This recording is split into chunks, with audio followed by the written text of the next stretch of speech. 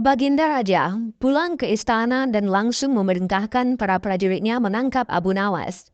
Tetapi Abu Nawas telah hilang entah kemana karena ia tahu sedang diburu para prajurit kerajaan.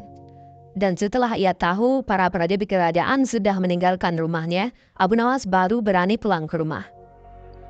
"Suamiku, para prajurit kerajaan tadi pagi mencarimu." "Ya, istriku, ini urusan gawat. Aku baru saja menjual Sultan Harun al-Rashid menjadi budak." "Apa? Raja aku jadikan budak? Kenapa kau lakukan itu, wahai suamiku?"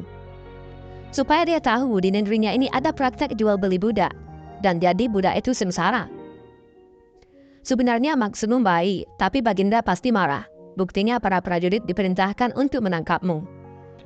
"Menurutmu apa yang akan dilakukan Sultan Harun al-Rashid kepadaku?" "Pasti kau akan dihukum berat." "Gawat. Aku akan mengarahkan ilmu yang kusimpan." Abu Nawas masuk ke dalam. Ia mengambil air wudhu lalu mendirikan sholat 2 rakaat. Lalu berpesan kepada istrinya apa yang harus dikatakan bila Baginda datang. Tidak berapa lama kemudian, tetangga Abu Nawas geger karena istri Abu Nawas menjerit-jerit. "Ada apa?" tanya tetangga Abu Nawas sambil tergopoh-gopoh. "Suamiku mati." "Ah, Abu Nawas mati?" "Iya, suamiku telah mati." Dan kini, kabar kematian Abu Nawas tersebar ke seluruh pelosok negeri. Baginda terkejut. Kemarahan dan kegeraman beliau agak susut mengingat Abu Nawas adalah orang yang paling pintar yang menyenangkan dan menghibur Baginda Raja.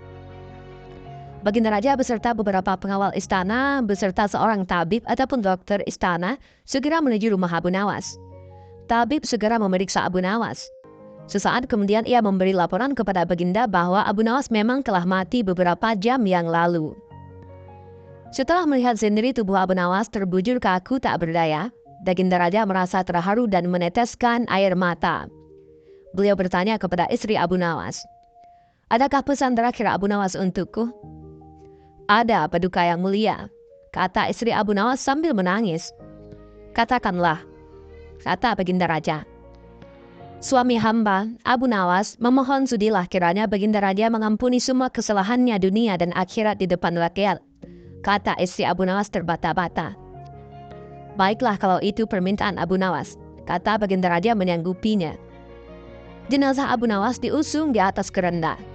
Kemudian Baginda Raja mengumpulkan rakyatnya di tanah lapang.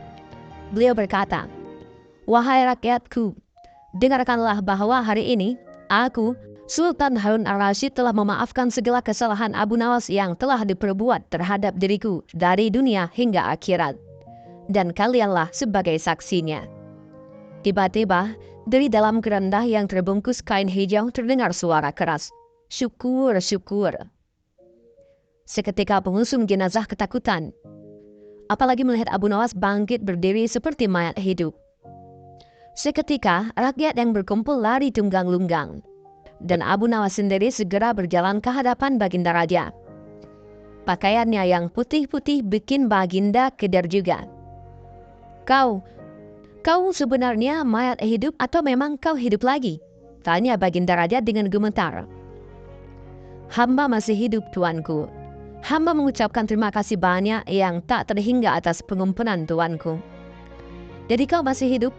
"Iya, Baginda. Segar bugar. Buktinya kini hamba merasa lapar dan ingin segera pulang."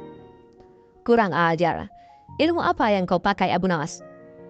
"Ilmu dari Maha Guru Sufi, guru hamba yang sudah meninggal dunia." "Ajarkan ilmu itu kepadaku," kata Baginda.